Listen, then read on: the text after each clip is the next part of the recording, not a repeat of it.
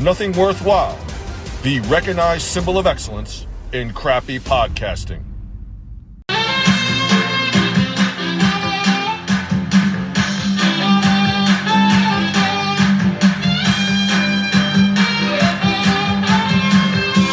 And now, Vince McMahon. Hello, everyone. Welcome to the greatest sports entertainment spectacular of all time. Welcome to Wrestlemania.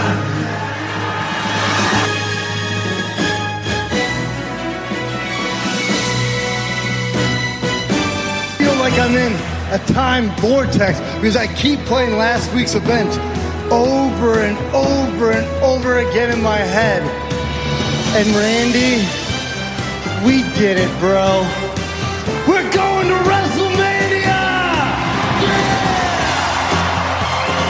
You are damn right. We are going to WrestleMania.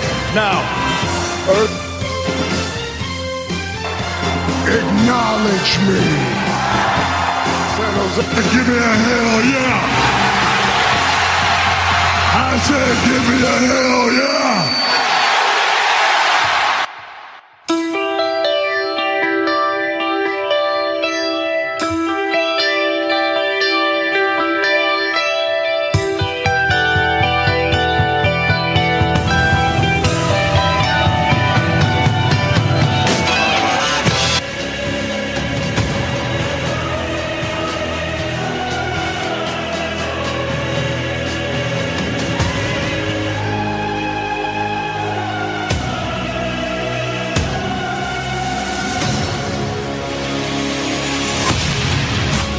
It's Nothing Worthwhile's most stupendous WrestleMania preview show. We're in God mode now. Here's Evan Moody and Andrew Gruthius. We are in God mode now. Nothing Worthwhile. We are just 6 days away from the show of shows. WrestleMania 38, AT&T Stadium, Dallas, Texas. We will be there live. Who does Groo got? Who does Moody got? We'll get our thoughts on the build-up and storylines, plus even more late-breaking wrestling news. A legend announces his retirement. All of that, plus a sizzling Nothing Worthwhile the week that was, and all of the fun banter that makes us America's number one, not number two, number one, bi-coastal podcast featuring two annoying Jews. Let's bring them in right away. On the East Coast in the great state of Florida, in the great city of Coral Springs, and the great annoying Jew number two, his name, Andrew Gruthius. Groo, how the hell are you, my friend? Oh, I am excited. The road to WrestleMania stops here, and the exit ramp is within our grasp. I am ready and willing and able. Well, almost able. But, yeah, very exciting time for us, our favorite time of year. Sure is. Yeah, it's... You can feel it. I'm literally watching everything there is now. You know, like I'm watching every Raw, every SmackDown. I'm watching the little shows like Talking Smack and Raw Talk, and this week in WWE. I'm interested in seeing. You know, they're really stepping up the presentation on the network. Even though we have quibbles with how the network, you know, the functionality of it. The content of it, though, however, is as it relates to the current product, it's ESPN level, and I really do like it. What? Hold on. I am enjoying That's really high praise. I thought that the content is kind of lacking, and I thought even the plan is now that they want to farm out every documentary, A&E, you know, and really the WWE hub on Peacock was just going to be the live premium events. And yeah, you'll get some generic, you know, extended stuff. I mean, I know they did the the docuseries, which, you know, we could touch upon a little bit, but I mean, the the functionality, okay, but I like the WWE network. It just seemed that they had a lot more newer content. I love the documentaries. I love the behind the scenes stuff. I feel like the WWE hub on Peacock is not much in that Actually, area. I agree with you. What what I was referring to is how they're handling like the current stuff, meaning how they're getting their current stories and their current situations across to the quality of the content, meaning not the quantity of it, and not the just like I watched. What was it? I think it was This Week in WWE. I don't even know. Was it good?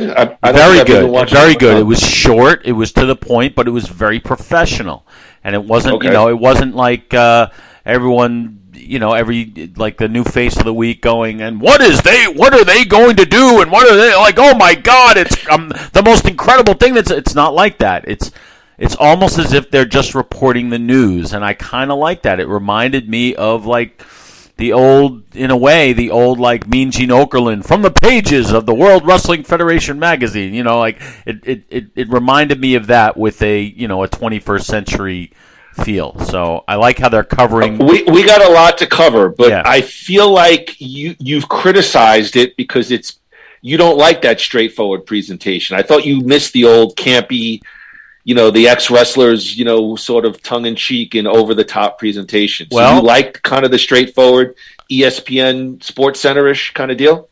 With the answer is it has grown on me because I've spent more time, along with other things growing on me. But no, it's grown on me. Like I'm watching it as to find out. To be informed, I want to know more than because they go back and they'll recap everything. It's basically what you'd see on any pay-per-view, how they the packages, recap how everything. they set it up. But yeah. I don't know. I'm starting to really buy into the mainstream feel of it. I was resistant to it before. But the lead up to this WrestleMania has been, to me, it's been one of the best that I've seen as far as my excitement level.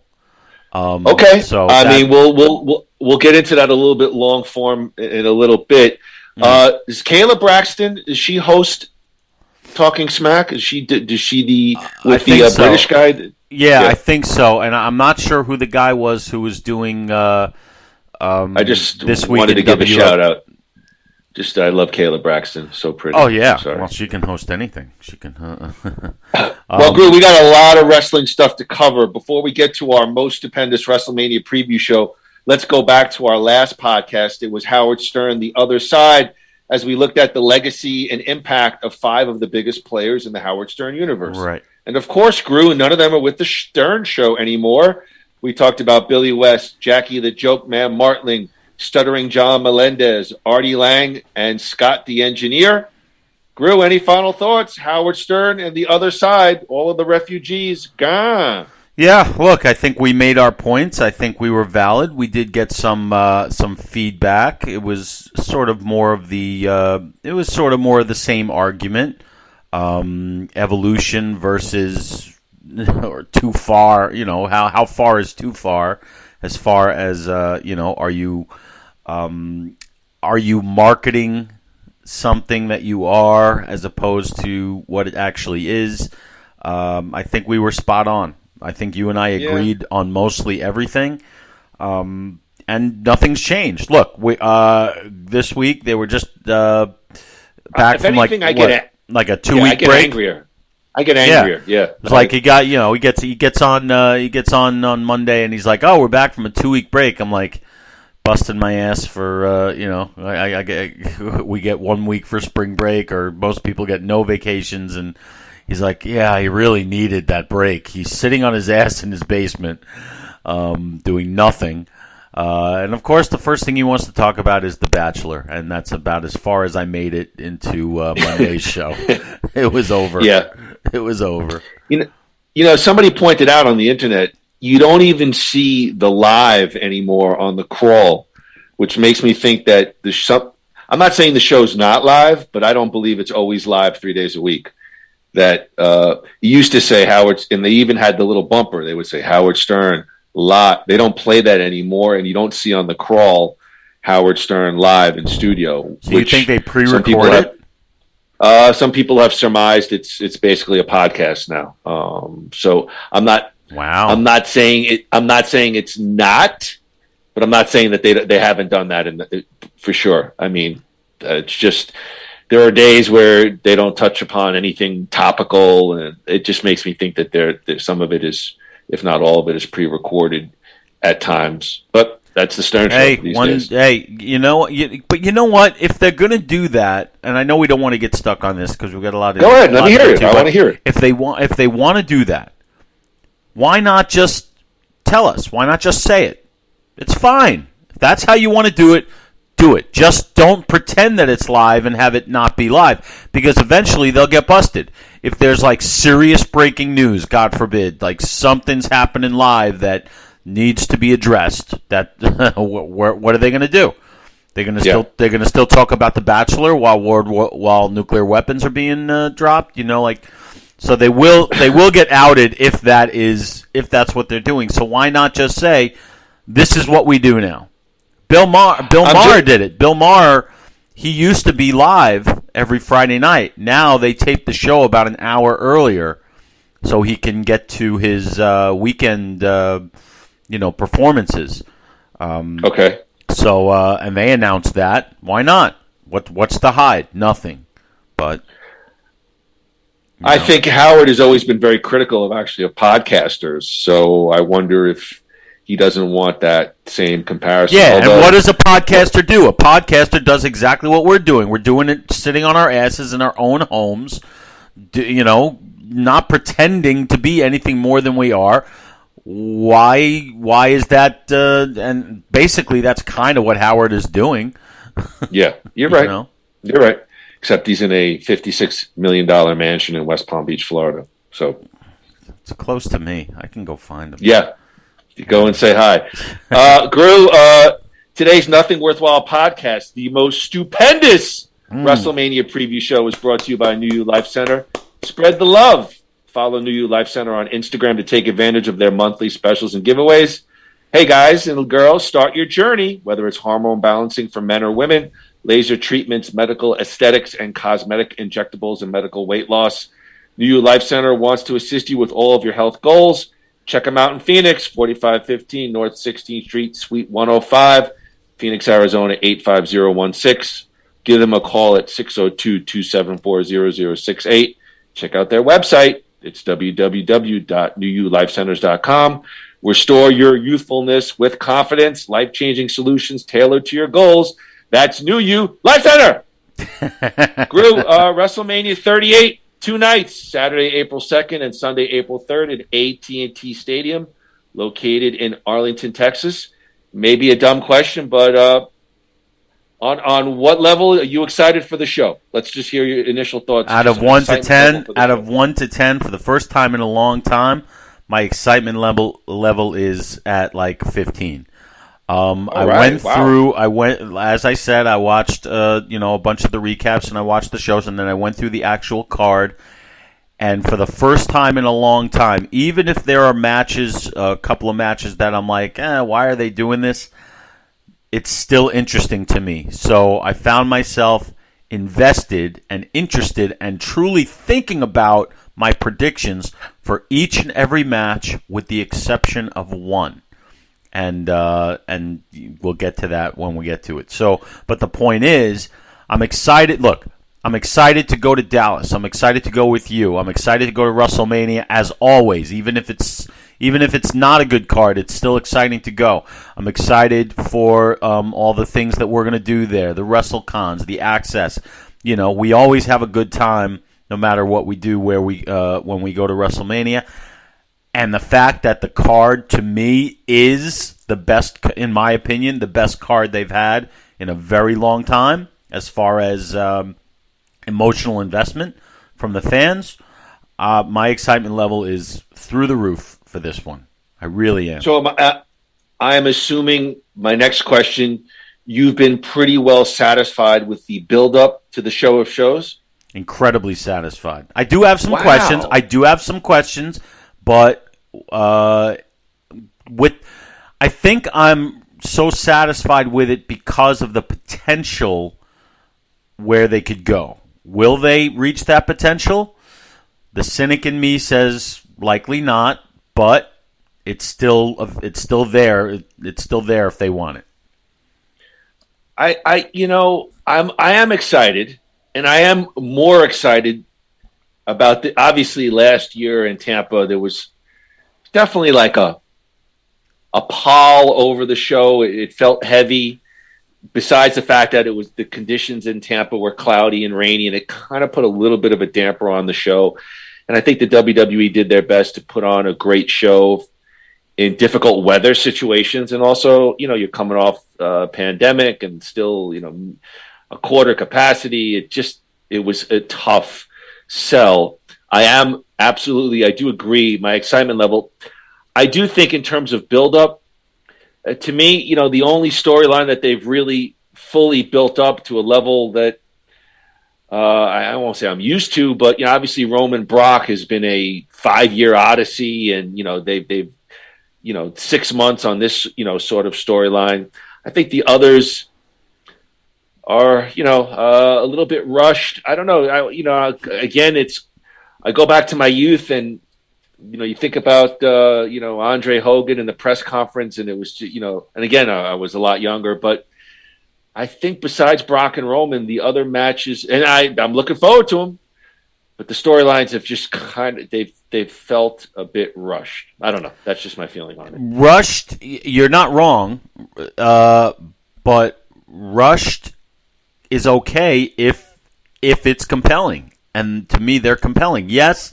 The Edge thing is definitely rushed, and the Edge AJ thing is definitely rushed. The Rollins thing is definitely rushed. However, I am glued to the TV whenever these things are going. So, rushed or no rushed, they're working. Now, again, the answers will be on Saturday and Sunday, but I don't mind the rush nature of it because of the quality. Last question to you before we get to our predictions. Okay. Looks like the WWE is going to be fully committing to this 2-night WrestleMania moving forward. They're looking at Dallas, Texas, which is 90, 100,000 seat stadium sellout, sort of as a template, a guidepost to future shows. But what do you think about the idea of the WWE committing to this 2-night WrestleMania? Usually, it's going to be in a big schmaz football stadium. What do you think about them committing moving forward? That's a good question. There's a case to be made for both of them. I think if they're going to do 2 nights, I think they should do 2 nights in an arena. I don't think it should be I don't think it should be 2 stadium nights. I like the arena feel of it, especially live. And even on TV, there's just more of a big event feel. Even though, in the state, look, it'll be interesting to. We've never been to this stadium. I'm excited about it. Yeah, you mentioned about being excited to visit Dallas. Yeah, I am. I'm very interested. I'm very excited to visit Texas, but that stadium is just something spectacular. Yeah, but look, we'll know because.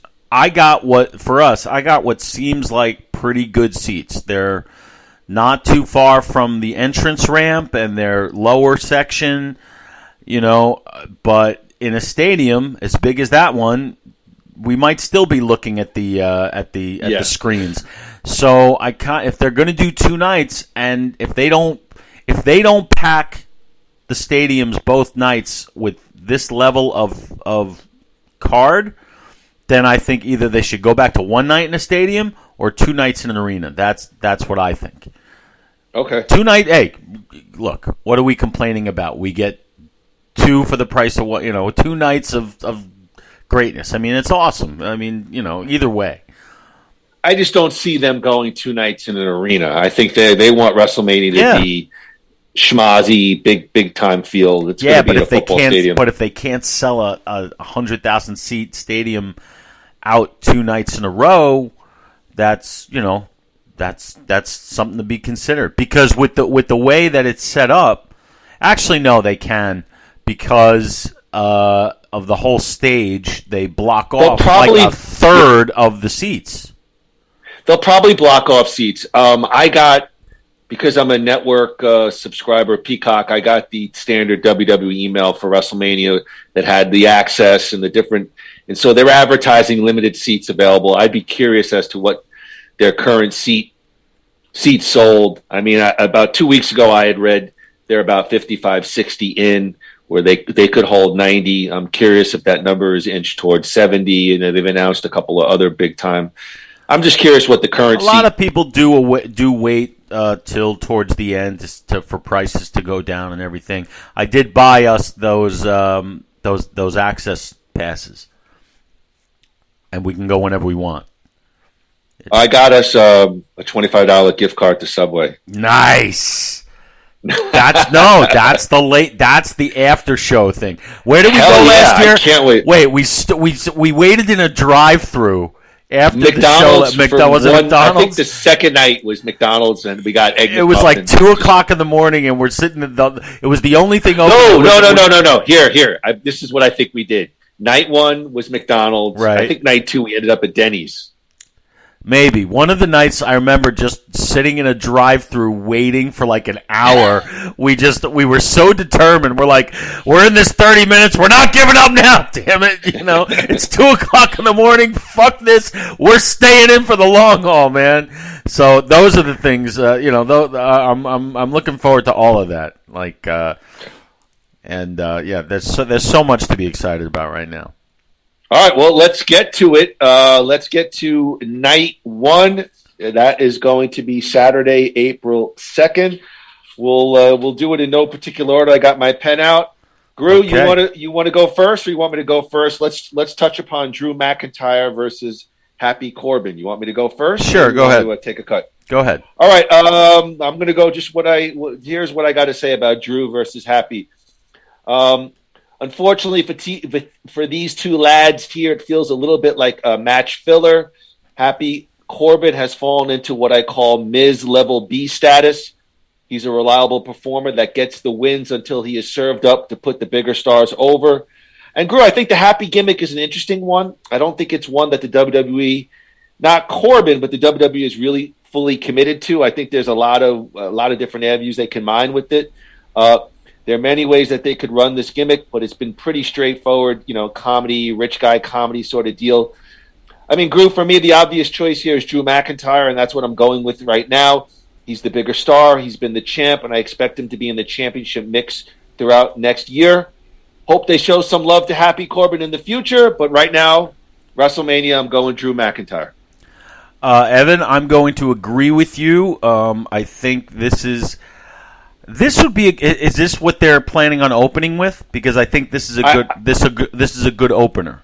No, they're not going to, and I think, Groo, they're going to open with something big. They're going to open and close. Again, I'm reading different things. Will they close? Well, I don't want to surmise that. I don't think they're opening with this match. Right. There's just no way. I don't see it. I'll tell you why I think they should, because this is not a marquee matchup. It's not even a Mania level matchup. Because I think, unfortunately, Drew needs a gimmick change. This, boyhood thing, dream, or whatever has run its course. Corbin, they just keep trying to find things that work, and the crowd just hates him. I think, and not in a good way. However, the reason that I think this should open the show is because I think it will be a very good match. It will be a good match that might be able to get the crowd going instead of being a match that very few people care about and stick it in the middle of a card that can dangerously sort of stop the show in a negative way. But regardless of where it is on the card, I think it will be a good match. It'll be fun to watch because I think both participants will do a great job. I have Drew winning. I also would like to see Drew win. 'Cause I'm doing who will win and who I'd like to see win. No. I want one prediction. Okay. All right. Then Drew McIntyre is my prediction, and Evan's prediction is also Drew McIntyre. So we are 1 for 1 as far as our predictions line up. Because my prognostication is also based on how I think the WWE is going to book it as well. So there's situations where I like a guy or a girl to win, but I'm also factoring in perhaps where I think WWE may go with this. Let me ask you a quick question. You mentioned a couple of things. Drew McIntyre, you done with the white meat baby face kind of vibe with Drew? Well, it's not going anywhere. It's not. He's overshadowed by all the other kind of heavyweight division, people. It's. Do you feel that the WWE is just kind of cooling him down a little bit until after Mania, where they'll be put into the mix again? Maybe, I think but he will be eventually. I don't see where this iteration of Drew McIntyre fits in. Like, he's not. I mean, they had him in the heavyweight division for a little while, and I guess, like some of the others who have come and gone, Kofi Kingston or Big E even, it just wasn't firing. And I think maybe it's time for some kind of change, a massive heel turn. You don't think Drew did a pretty decent job during the pandemic era? I think he did fine. I think he did fine, but the crowds are all in on some of the more well-known superstars. Okay. And maybe by that I mean, if you think about who the big people are, they're people right now. They're people who seem to transcend the wrestling business. Brock, Roman, even who else? Even the Miz, and Drew is really just about. He's sort of like becoming kind of the Bret Hart of always dependable for a great match, but not at that top level. I don't know. Well, I would say that top level is definitely difficult to achieve in the WWE. Let me flip it over to Happy Corbin. If you notice, the last couple of weeks, they're sort of teasing some tension with Madcap Moss, because I think Riddick Moss, his little partner, he's pretty good in the ring, and I think Riddick Moss might actually be the bigger potential star down the road. Do you make that the story of this match then, if you're WWE? Perhaps. Now, what does that do to Drew McIntyre, though? I think I understand where you're going on Drew. I'm not quite as critical. I think there's just times where guys and girls have to get cooled off because there's just a hotter storyline. I don't disagree with you. I think getting to that upper level is exceptionally hard in the WWE. You could see there's only a select few who really, really, really get there. I don't think Drew got there, but I thought he did a very admirable job during the pandemic, and I think he deserves another crack at the main event scene and with the belt. I think he will. I'm not saying be champion, I don't know, but I think he'll be in the main event at some point the next calendar year after Mania. So again, I think this is a little bit of filler. I got Drew. I think they're going to tease Happy and Madcap, if not the breakup. Could that play a factor?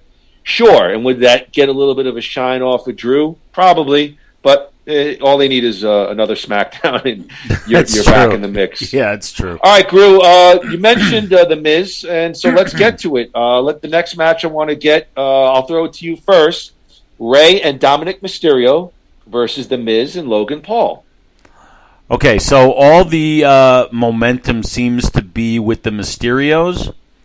I am actually going to give this one to The Miz and Logan Paul.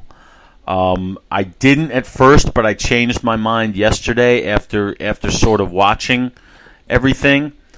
And I just feel like when they bring in these celebrities, they kind of got to make it worth their while in a way.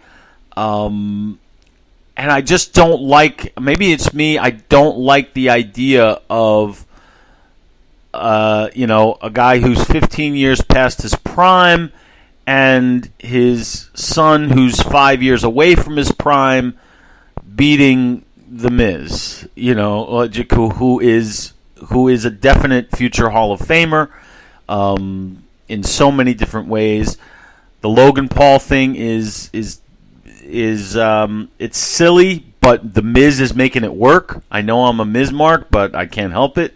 Go ahead. He's making it work, and Logan Paul's doing fine as well. My heart and my head are going with The Miz and Logan Paul on this one. even though they could just as easily just hand it over to the Mysterios. But I don't know where you go with that. I don't know where you go with unless you're going to break up Dominic and Ray, which I've heard rumors about, but I haven't read anything. If that's where you're going, then I'm interested. But I'm still going to call. I don't think they're quite ready to do that yet, so I'm going to call Miz and Logan Paul winning this one.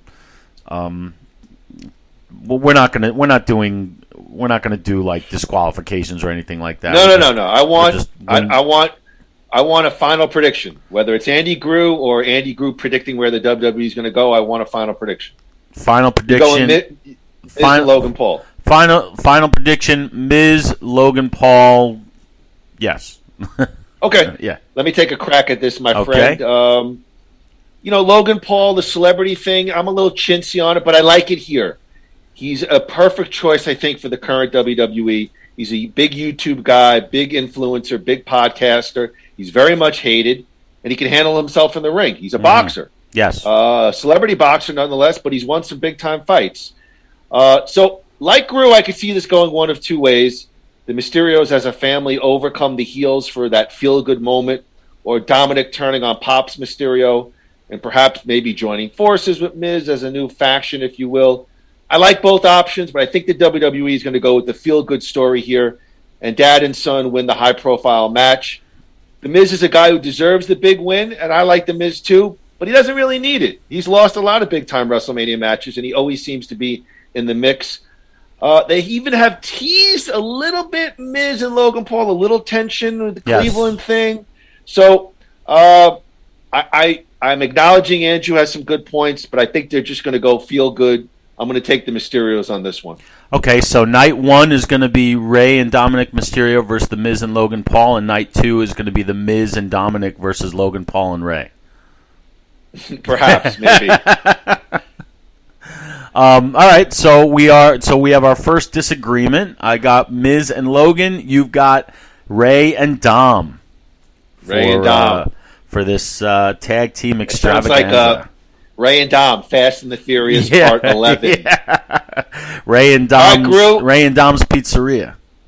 Let's see here. Let me just take a look what we got. All right, no, let's go to it. We're going to go to SmackDown Tag Team Championship. The Usos, the champs, versus Shinsuke Nakamura and Rick Boogs. I'll take a cut at it. Okay, first, go for it. Groo, the Usos have literally dominated the SmackDown Tag Team Championship for the past year, and for good reason.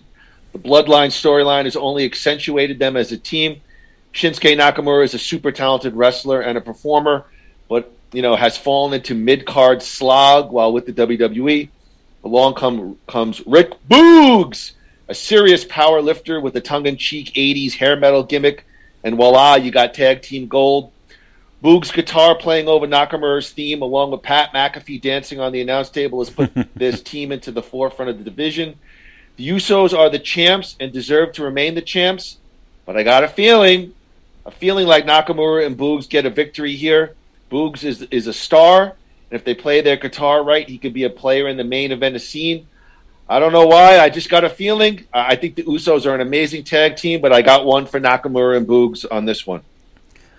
Interesting. Evan is locking in that prediction. Nakamura and Boogs to win the SmackDown Tag Team Championships. Oddly enough, I am going with the same prediction.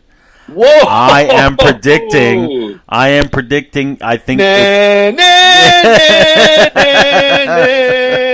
All right, let me hear you, brother. I think everything you said is true. They seem to be pushing these guys to the moon. Nakamura has paid his dues. He has always delivered. And Boogs is, I guess, giving them everything that they wanted from Elias but couldn't get. You're right. And more. And I also think that this is a good chance. I think an Usos loss here we'll get to it, but I think it's going to. I feel like if I'm booking it, I'm planning on. I would book the Usos to lose and feed that into the main event on Sunday. With the Bloodline. So we are in agreement on this one, and I'm really glad we are. I was hoping you would go in this direction. I mean, if I looked at it from the literal sense, the Usos are amazing tag champs, dominant tag champs, and they should win. You mentioned, and I agree with that analogy. I think they're at a careful spot here with Rick Boogs because he feels like he's got that Elias, that oh my God, what's his name? The Russian guy Rock? that was the Russian wrestler that was real big for Rusev. Rusev. He's starting to get that build. People love the gimmick. They love the guitar. The Rick Boogs, which means he's gonna be released to AEW in about 3 weeks. Okay, well, I'm just I liked your analogy because I think they're in a spot here where they need to. They've had a lot of guys and a couple of gals get to that early build where you notice the crowd is just a little more into it. You're getting a sense that the fans are enjoying it, and then, like you said, they blow it, and the guy is released 8 months later. Like I'm hoping that they really do something with Rick Boogs, and see it through. Well, here's the thing, because there's a lot, and we'll talk about it. There's a lot of different ways they could go with this, and the fans are more than they have in a long time.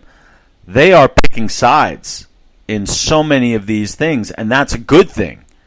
That's something that I kind of miss. I'm getting a little tired of the ambiguity. I like the good guy, bad guy thing, and we're seeing it here now. The Usos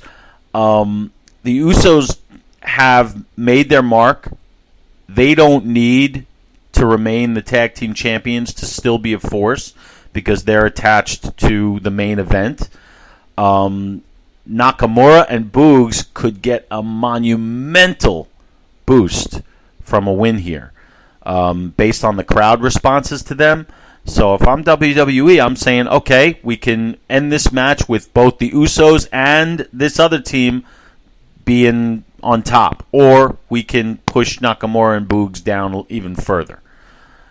You know what I mean? So I really do think the greater minds are going to prevail and go with Nakamura and Boogs here. It'll be interesting to see where they go with this. Yep. Okay, so and it should be a really good match. It should be a really good match. Everybody in there is really good. Shinsuke is amazing in the ring. Yep.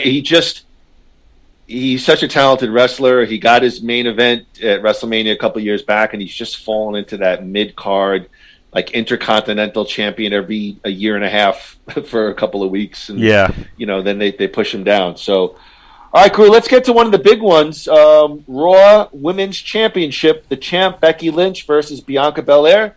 Andrew, I'll let you have the first stab at it. Big Time Bex versus Bianca Belair. Big Time Bex is going to be, I think she's going to be pushed down a notch here.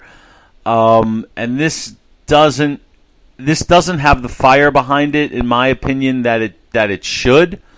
It's kind of getting lost in the. I think Ronda Rousey and Charlotte are overshadowing this one. I'm going to go with. I think so. I think they need to move the story forward, and the only way to do that is to put the title on Bianca Belair. And I am calling finally for the man to be put down. Bianca Belair is my prediction for this one. All right, Groo's got Bianca Belair. I'll take a run at this one, Andrew. Go for it. Another stellar. This is a stellar women's match, in my opinion. One thing Andrew already alluded to is, do they really need to have two high-profile women matches on the same night? I think that's a mistake. I agree. I would have flip-flopped one. Big Time Bex. Becky Lynch has been a big-time performer since her return from motherhood. Unlike Ronda Rousey, Becky has morphed into a cocky heel champ, one who will do nothing to keep the hold of her title. Her promo work has been some of the best work she has done since her return. But Bianca Belair, I believe, is an emerging star. She's an NCAA Division I track champ. She's overcome bulimia, and her story is an inspiring one for young girls. She's been absolutely money in the ring. Her ring presence and athleticism reminds me of a young, on-the-rise John Cena. White meat babyface that the fans haven't turned on her yet. Built-in storyline with the SummerSlam quick pin. Let the babyface get over here. So I agree with Andrew. I like Bianca Belair again at Mania. And I do expect big things from both ladies throughout the year, but I'm going to go Bianca Belair for the win here as well. All right. We are agreed again. Bianca times 2 for Moody and Groo for the WWE Raw Women's Championship. You mentioned about being overshadowed. The bigger match, in my opinion, was always Becky versus Ronda. And for some reason, they're holding that out for next year's WrestleMania. And listen, we'll go over Charlotte versus Ronda in a little bit. You could do a lot worse than that. But I'm not a believer in holding anything back. Like, I'm a believer. Worry about next year's WrestleMania when you get to next year's WrestleMania. I agree with you. The built-in storyline. I know they have the storyline with Bianca and Becky, but the built-in storyline was Rocky 2 right there. You beat me by a quarter of a second on a BS pin, and Ronda's coming back to get her revenge on Becky. They didn't go that way. They'll probably go that way next year, which is fine. I've always felt like the better story was Ronda and Becky, but you could do a lot worse than these two women matches. See, didn't they learn anything from Hogan and Flair? Seriously. I mean, anytime one of these people could get hurt, does that mean Ronda's going to be around for the next year? You never really know. With I don't know. Like I agree with you. Why are they holding off? Take your best. Take your best, Hogan, and you know. Hogan Flair wasn't it that they test marketed on the house show loop and they felt like it wasn't a good match? Maybe, but they still could. But they still could have put something together for TV. Of course, I've said it was. Yeah, I have said that the Hogan, Flair, and the invasion storylines were two of the most botched, big misses that they ever did. So. Yep. So and look, you're right. I mean, this is not the only thing they seem to be holding off on. We'll get to it. So, all right. Well, listen. We're going to break up the women. I am going to defer. So let's go to the KO show, hosted by Kevin Owens with special guest Stone Cold Steve Austin. You want me to take a crack at this first? Yeah, because I'm interested. Because I don't know how to respond to this one. I know what I think's going to happen, but I want to hear what you got to say. All right. I'm reading right to my research, my notes. Are there any questions here? Stone Cold's a top 10 all-time performer, and he's returning. Kevin Owens is an extremely talented performer and a big-time talker on the mic. But this is all Stone Cold here, nostalgia, fun. KO might get in a few licks, but Stone Cold will send us home happy with some stunners and a few cold beers. The only question is, will Stone Cold return for one more? And will Kevin Owens get the big rub from tangling with Stone Cold? But obviously, there'll be physicality, but I think we're going home, or whenever it happens, we will be happy to see some stunners and some beers in the ring. Obviously, I got Stone Cold getting over somehow on KO. Yeah, I mean, that's pretty much what I have. I don't have, I wrote here, there's not going to be a match. It's just going to be a war of words, stunners all around and beers all around. Will we get some people coming into the ring to sell it? It won't move anything anywhere because Stone Cold will get the upper hand. And what does that do to Kevin Owens? Now, some things that I've read, and I haven't done much looking into it, but they're building up Stone Cold KO like it was Hogan Andre. So I can't help but feel that they have something up their sleeve. I can't imagine what it would be. The only wild imaginative thing I came up with was they do the KO show to end night 1 to set up a match for night 2. But I don't think that's going to happen. But short of that, where can they possibly go with this? Yeah. I've read different things. I'm not sure they're going to send us home with KO and the KO show with Stone Cold. I'm reading now that they may go back to Charlotte and Ronda. And actually, I wouldn't have a problem with that. Me neither. I don't know how I feel about Stone Cold and KO, like a non-wrestling sort of deal closing out the show. I don't know what that says about your product. I don't know what that says about how you've set up night 1. My preference almost would be them to close out the last match that we'll discuss, which is Charlotte Ronda. We'll get to it in a little bit. Yeah, I mean, I haven't read much about it either. I think you will see some physicality. The only thing I've read is Stone Cold is probably in the best shape of his life in the last couple of years, and he's, apparently been cleared and ready to tangle.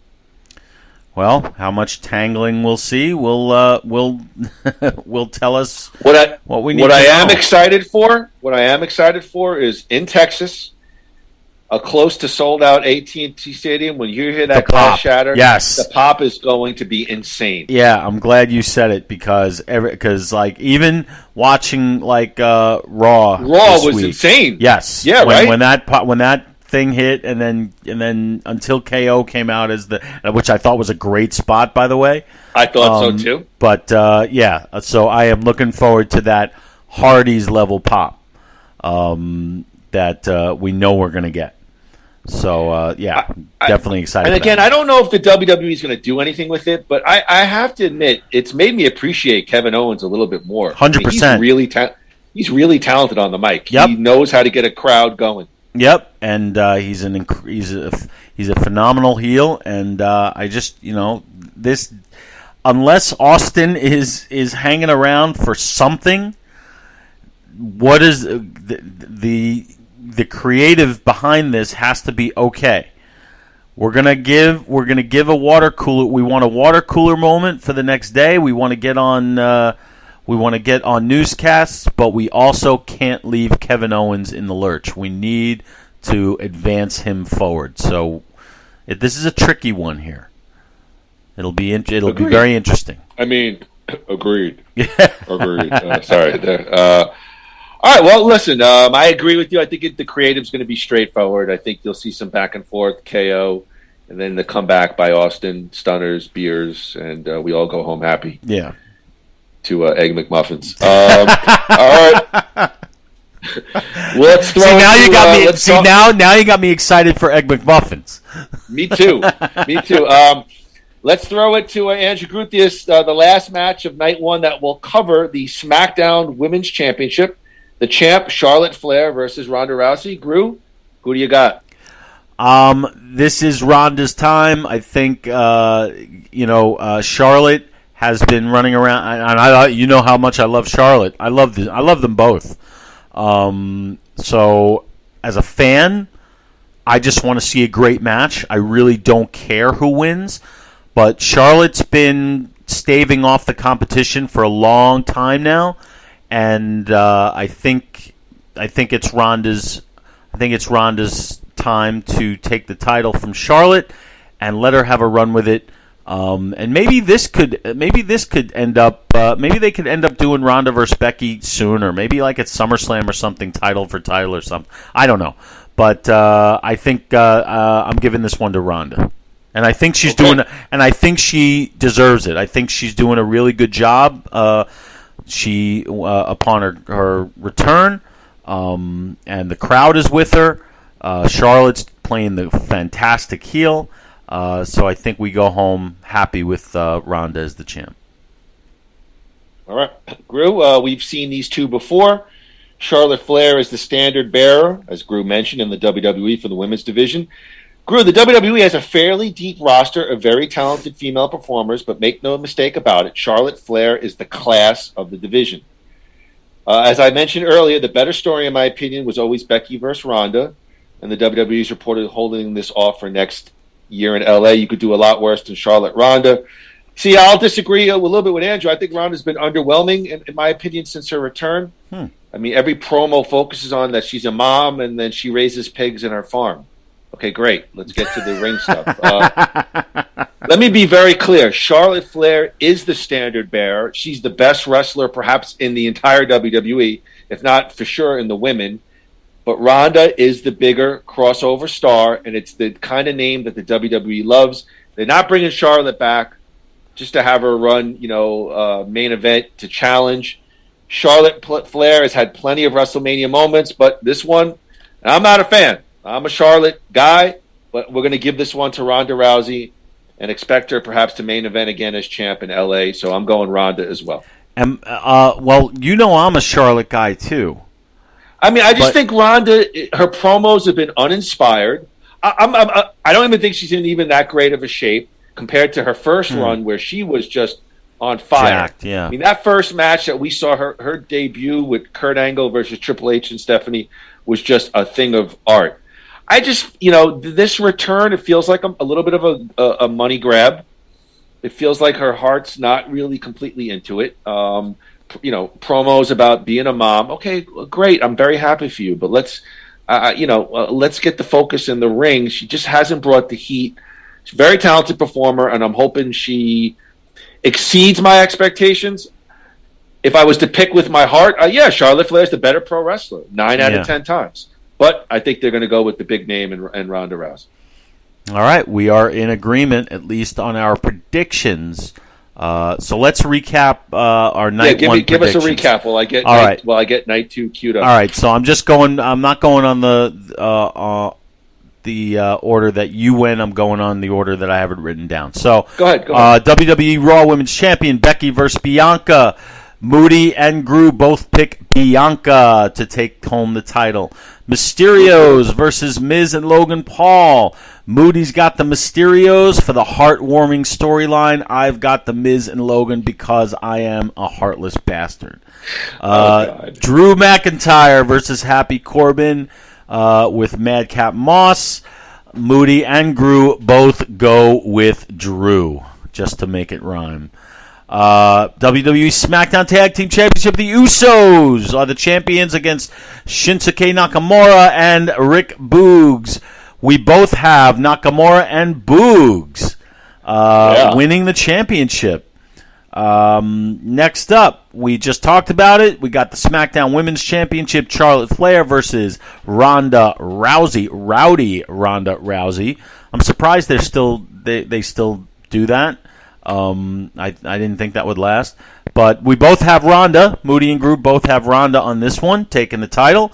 And finally, the Stone Cold Kevin Owens angle. We both know that we both feel that there's not going to be any match. It's going to be nostalgia. They're going to be, talking shit about each other, then start fighting. Then it'll be stunner. Beer. We all go happy and we get our Egg McMuffins. So that is night one. We agree on everything except the Mysterios versus the Miz and Logan match. Everything else we line up. Does Stone Cold Steve Austin eat a stunner from Kevin Owens? Yes, definitely. Okay, good. All right. Definitely. All right, Groo, in no particular order, I'm just going to go from what I think is the lesser matches to the big-time matches, night 2. Okay. Let's start off with the Women's Tag Team Championship. You got the champs, Queen Zelina and Carmella versus Sasha and Naomi versus Rhea Ripley and Liv Morgan versus Natalya and Shayna Baszler. Since I started off first, night 1, let's throw it to you first. Give us your predictions, the 4-way Women's Tag Championship. All right, so this was that one match I was talking about that I have no interest in. And the reason is because, number one, I hate these 4-way tag matches. It's too many people. I agree. Too many people in the ring. Plus, we've been seeing versions of this on every show for the last 4 weeks. In fact, I think we saw the same. Did we see the same match on Raw as we saw on SmackDown, or something? I think we saw this match on Raw in 2017. Yeah. So I honestly I don't care about this match. Because, all right, but give us a prediction. So I made the prediction because of the big, they made a huge deal about their Shayna's return. So I'm going with Natalya and Shayna Baszler to win the championship here. That's my prediction. Wow, yeah, that's actually an interesting call. Yeah. All right, Andrew, let me get a cut at this. I agree with Andrew. I mean, I'm not quite as harsh, but it's tough to call here as the WWE seems to have just thrown a bunch of ladies in the mix and then calling it a tag team match. Yeah. I mean, obviously, from my perspective, Sasha Banks is the top level star here. And by the way, I love me some Sasha Banks. She's so beautiful. But here's where I'm going to go with this. If there's any wrestler that's going into this match with momentum, my call would be Liv Morgan on the Raw side. She had a main event run. And she's had a very good year on Raw. So my call here is going to be Liv Morgan and Rhea Ripley, who could hopefully use this victory to project their singles careers back into the main event. Obviously, most people would probably go with Sasha and Naomi because Sasha's and Naomi are the biggest stars here. But I feel momentum for Rhea and Liv. That's my only gut call on this. I agree. It seems like they're just throwing these ladies in to get them into the card. So I'm going to go. I am going to go Rhea Ripley and Liv Morgan for the championship. All right, so we disagree on that one, which is good. It's always fun to have some competition. So yeah, all right. Women's Tag Team Championship Fatal 4-Way. Moody's got Ripley and Morgan. I've got Natalya and Shayna Baszler. All right. I'll take Baszler. Baszler. Yeah, I mean, and that's another one. They did.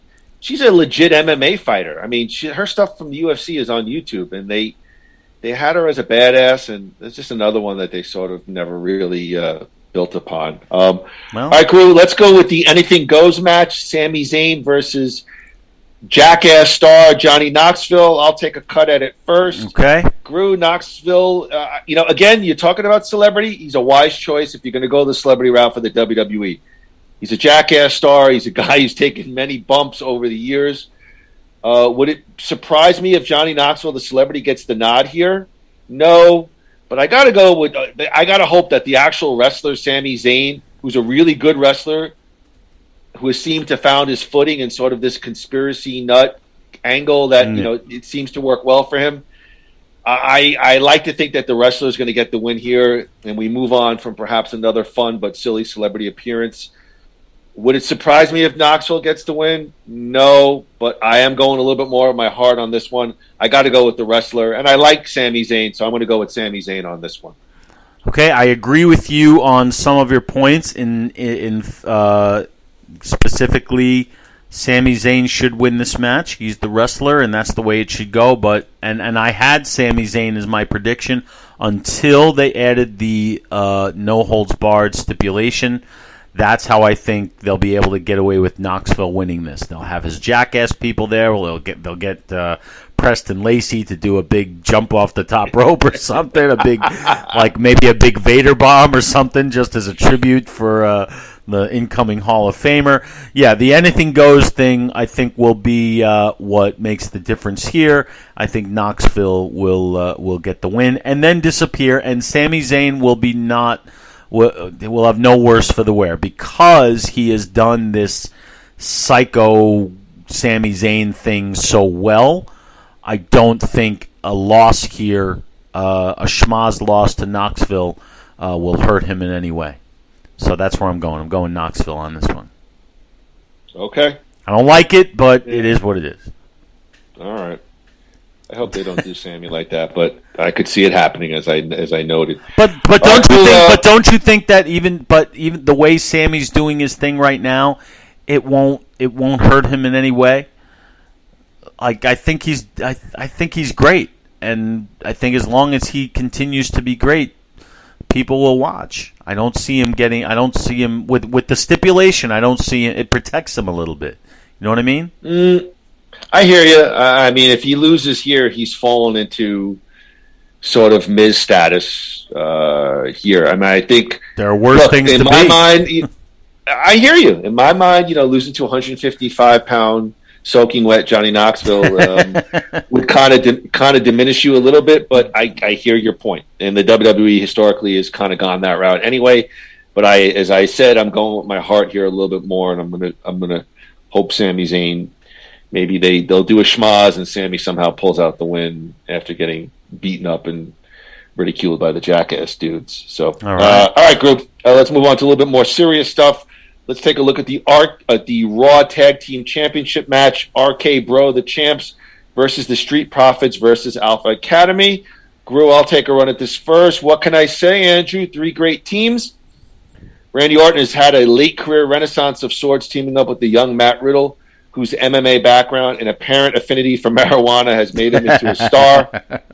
The Alpha Academy has pushed themselves into the tag team discussion with the unique pairing of Chad Gable, a smaller, nerdier, and even more sarcastic version of Kurt Angle, which is not a bad place to be, and Otis, who is built like a tree trunk and has some comedic chops to go along with his wrestling. It would not surprise me if they keep the RKO Bro train going, but I'll take the best tag team of the 3, and that's the Street Profits. Montez Ford, who is married to Bianca Belair in real life, has the makings of a single star. He's great on the mic and does that frog splash from the heavens. Mm-hmm. It should make for a fun match. I have nowhere to go with this. Perhaps this is where you'll see the beginnings of the fraying of RKO Bro. I'm not even saying that's going to happen, but I'm going Street Profits on this one. I am sticking with RK Bro on this one. And while I agree with you, the Street Profits are the future here, and I could see a definite Street Profits Alpha Academy long-term feud with these titles going back and forth. But I don't think right now, to me, RK Bro is one of the hottest things in wrestling right now. And they have a chance, follow me here, because I was thinking about this yesterday, they have a chance to really bring back the tag team division with this. Because if one of the most popular entities in the WWE right now is this tag team, RK Bro, we know that they're going to break them up at some point. The question is how and when. So I think they were planning on it, but they didn't think that this would be flying the way it is, and you can tell by what Randy Orton, how he does things and what he says and how he says it. He's loving this run. So I see them winning here and retaining the championship, maybe losing it at some point before SummerSlam and having the breakup then, and maybe having Riddle versus Randy at a SummerSlam, or maybe even later than that. But I don't think they're gonna cut him down yet. I think they're gonna stay. Following your logic, and I agree. I like where you're going. If they're gonna break them up, the blow-off match has to be at WrestleMania with these two. To me, it's not even SummerSlam. They've invested a lot in this tag team. So if you're breaking these guys up, you're putting them on the biggest stage. My only question is, I just don't think Vince McMahon and the current WWE brass have a lot of value in tag teams. They've had great tag teams come and go. New Day, the Hardys. Listen, I'm such and such. Hey, I'll tell you. Hold on. Go ahead. Let me just finish my point. Just responding off what you're saying. I don't listen. RKO, bro. It's a lot of fun. I just don't know if the WWE puts a lot of stock into the tag team division. I think it's something that they felt like, hey, we're going to cool off Randy, and eventually we'll get him back into the main event. And yes, they've made, I won't say lemons out of lemonade, but pretty close. They've really made this thing cook and work, and I like them too. So I don't disagree with any of your points or your line of thinking. My only thing is, I'm not sure the current WWE management puts a lot of value into tag teams. Maybe. I will say this. I did see, and you said something to me last week that made me start thinking. We were talking about getting some new shirts. We've been wearing the same old stuff, and we're going to wear the same old stuff this year too. But I was looking at some of the current gear, and RK Bro has a bunch of. They got a fun line of stuff, and if you break them up, that stuff kind of, I don't know. I think the popularity of them is going to keep them going for a while. I think it should. I don't.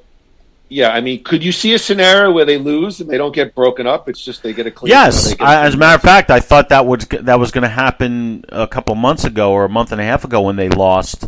But then they won it back. I do think. Tell me what you think about this. I do think I wish that this would happen. I want to see Riddle turn on Randy.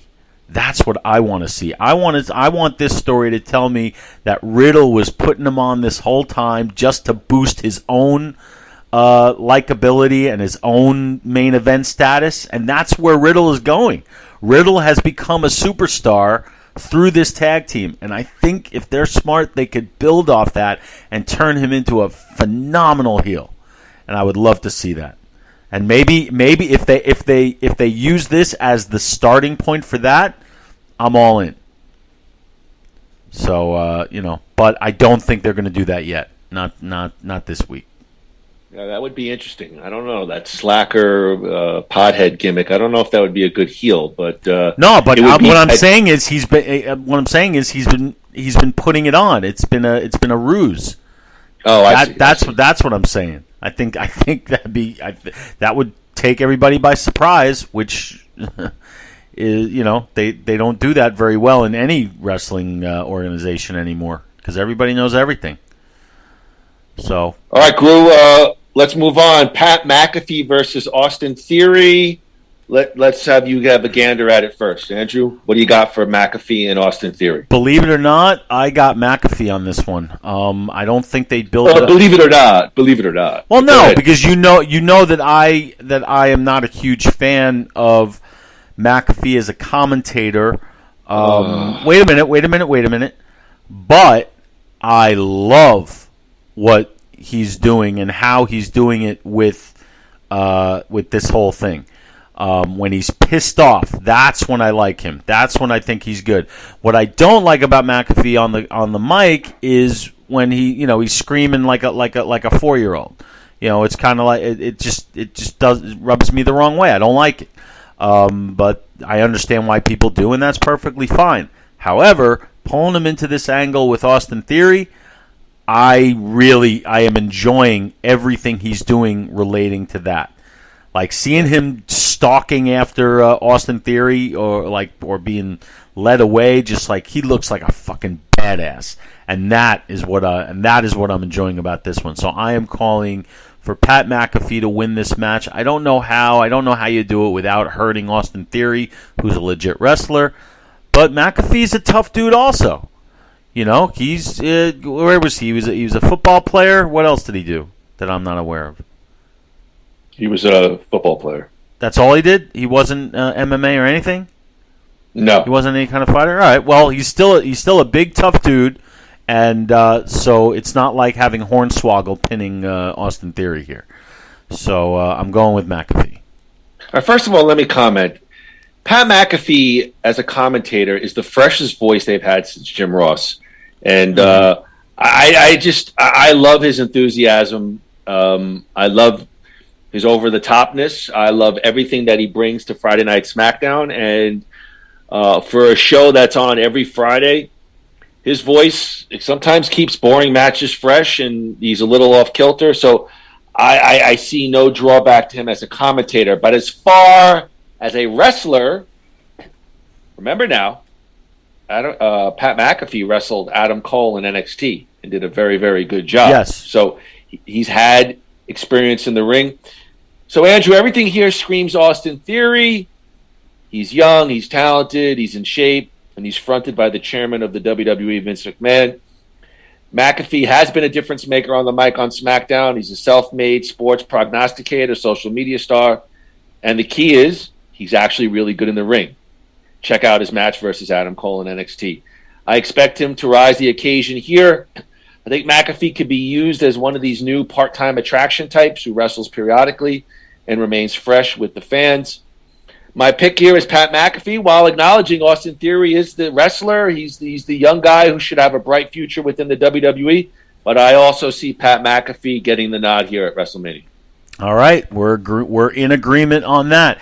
And I'm not saying, just to feed off your comments about the commentary, I'm not saying he's bad at it. I'm just saying, or that I think he's bad at it. I'm saying that his style doesn't do it for me. But I completely understand why people like him. I think I just got to get used to it, and I just haven't yet. But for 2 years. Then maybe it never will. However, I love what they're doing with him with this, and he's doing a great job. So I can, so I love it, and I think this is going to be a lot of fun. This match. We know who the Vince McMahon thing is funny here because we know who he's behind on camera, but off camera is the one that really matters, right? And he loves Pat McAfee. I feel like McMahon is just going to be like he's calling this one, and an Austin Theory loss as a McMahon guy would not hurt Austin Theory. Well, I think Austin Theory's super young, and he's got a long career ahead of him. Yeah. So I think, a spot on WrestleMania and losing, I don't think ultimately is going to hurt him much, even if it is to Pat McAfee. If you've seen the McAfee Vince interview or heard it, clearly there's respect and affinity on both sides. I mean, and Pat McAfee is a real big time WWE fan. I think he actually built the WWE ring in his home, and I heard he's working out. And so, all right, let's get to it next. Edge versus AJ Styles. I'll take a run at this first. Andrew, perhaps to the hardcore wrestling fan, the most anticipated match on the 2-night card. Two performers who have been historically consistent near the top of the card for a very long time. Both men are a bit older, but both guys take great care of themselves and seem to have some left in the tank. My pick here is Edge, simply for the fact that he's a homegrown WWE legend versus AJ, who's an indie darling who finally made his way to the WWE.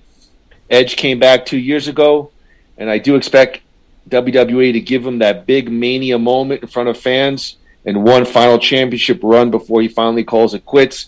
I mean, kind of my heart was with AJ here, but I think Edge, historically at WrestleMania, and when they book these live premium events, the original WWE guy always seems to go over on the guy from an outside organization that's made his way in.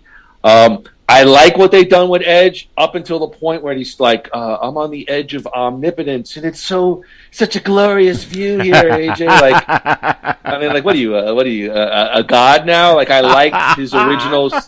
Like, I liked his original, the fans, and, you guys haven't done anything for me, and I smartened up.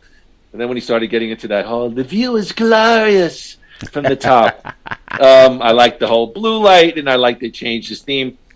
Don't like all the promo, but looking at the way the WWE books, I'm gonna go on as a better here, and I'm gonna go with Edge over AJ based on how they've prior booked these kind of matches. Andrew. Yes, my heart is with AJ Styles. As much as I love Edge, I just feel like this would be AJ's real big chance. But I don't think it's going to happen. And my reasoning is the same as yours, as far as I think they're grooming Edge for one final championship run, and a win here would elevate him to that status. So I am picking Edge to win in what will probably be the match of the night. This is as far as holy shit moments and high flying. And I think this could be a real classic, and I'm hoping that they're preparing in that way. So, calling Edge. This is gonna be a boring post show for us. We're either gonna be all right or all wrong. Well, let's get to Well, then let's get to the biggest match of all, whatever they call the biggest WrestleMania match of all time. Winner take all title unification. Universal Champion Roman Reigns versus WWE Champion Brock Lesnar. I throw it to Andrew Gruthius. Groo, let's take a few moments and how do you see this match going, and ultimately, who do you have as the winner? Oh, you know what's great about this WrestleMania is that the main event, to me, is the toughest one to call. I don't know. I have a call, and I'm going to make it. But honestly, it could go either way, and there could be many different scenarios that play out. And there are a lot of questions that need to be answered as far as, to me, the whole thing hinges on Brock Lesnar's contract. If he's staying around and he's going to be just as active over the next, few months as he has been over the last couple months, then I would call him to win. And I love his current gimmick, and I know you do too. It's been just must-see TV on all levels, but so has what Roman Reigns has been doing. Roman Reigns has been playing the untouchable, unbreakable, heel with Heyman and with the Usos, with the Bloodline. I mean, this is. I was texting you the other night. This whole thing is on fire. So there are 100 different things they could do here.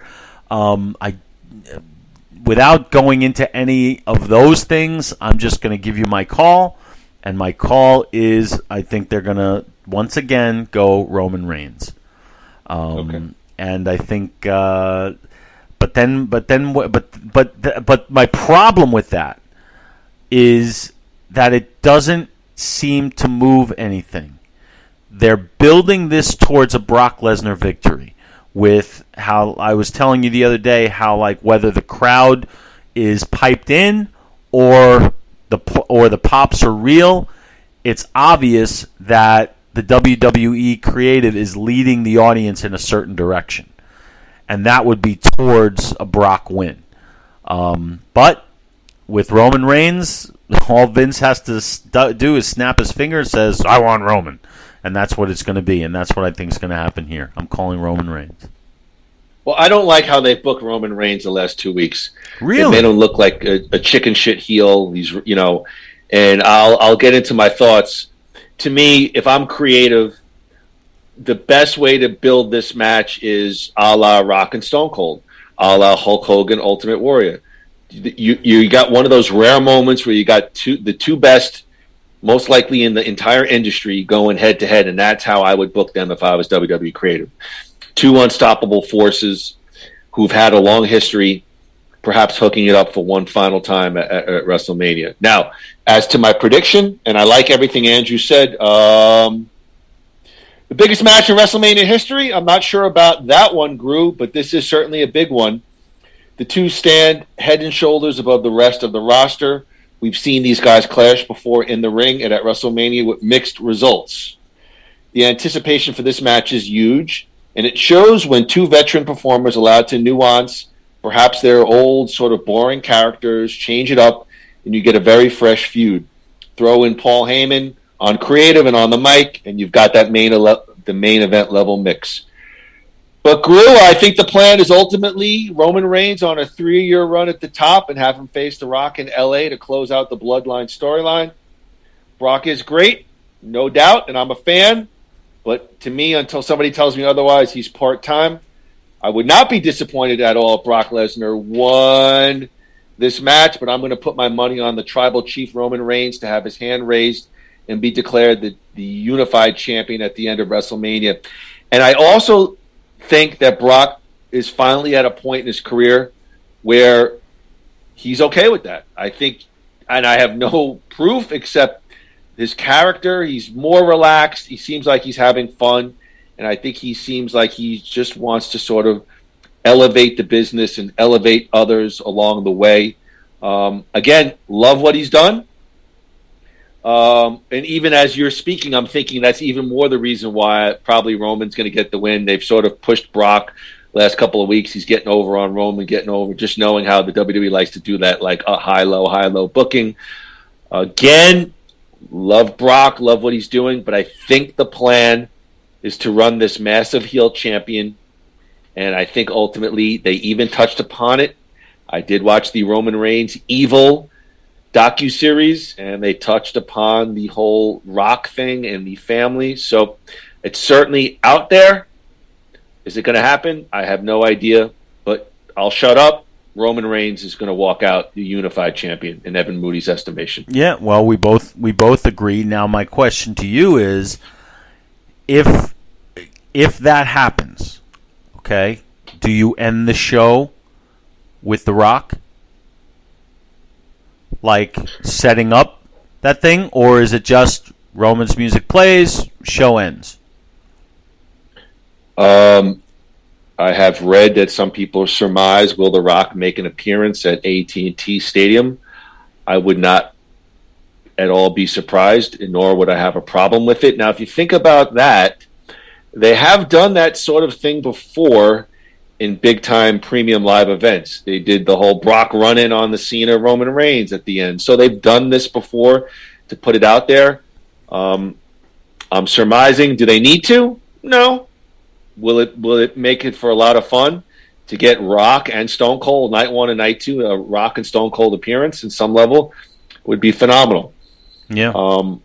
Do I think they need to do it?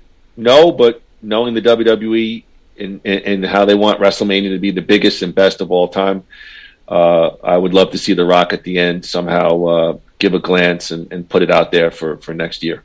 If Roman wins, I believe that will happen. I just have a feeling that's going to happen. Andrew, we are not done. No. There is still one more question to be answered. The final question is, what the hell will they do with Seth Rollins, a.k.a. the Visionary?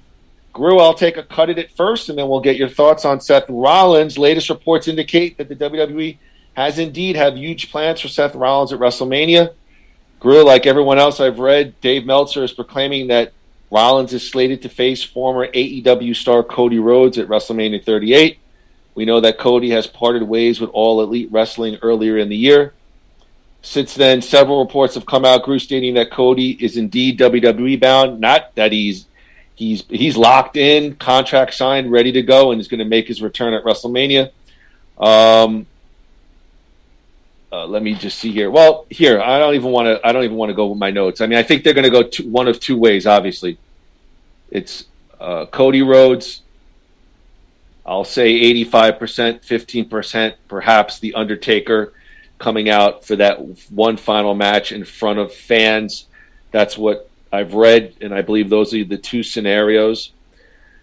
My preference, Lord, would be The Undertaker to come out and have that one final match in front of fans, which he's never got, and debut Cody at a wild post-WrestleMania Monday Night Raw the next night, where he could even confront Roman Reigns as a unified champion. Wow, wouldn't that be exciting? But I think the plan here is going to be Cody Rhodes versus Seth Rollins, and I think obviously Cody, the big incoming guy, the hottest free agent in wrestling right now. He's a wrestling star. He's not a crossover star, though he's been on some shows on TABS or TNT. So I think it is a big one, and I think it's an important statement for the WWE to show, hey, they've lost a lot of big-time talent by cutting, and some guys and girls have left on their own. So I think it's an important one. I think it's going to ultimately, I'm going to say 85%. So no, I'm going to say it's Cody, and I think Seth gets served up. Cody wins, and I think Seth Rollins has had enough Mania moments, and he's so good. A week or two into another storyline or whatnot, and you know, it's not going to really matter. So I think Cody Rhodes, Seth Rollins is where they're going to go at WrestleMania. Andrew, what do you got? I agree, and that's what I'm hoping for. Undertaker would create a great momentary pop, but Undertaker versus Rollins at this stage is not going to. What are you going to get from that? You know, what are you going to get from that? Undertaker can hardly move anymore, and Rollins is an HBK type. It's not going to work. You have to, like, if they fuck this one up, like, they need a Hardy type, pop. They're not gonna. That's just what they need to do. The fans are expecting. Do you think Cody Rhodes will get a Hardy's type pop at WrestleMania?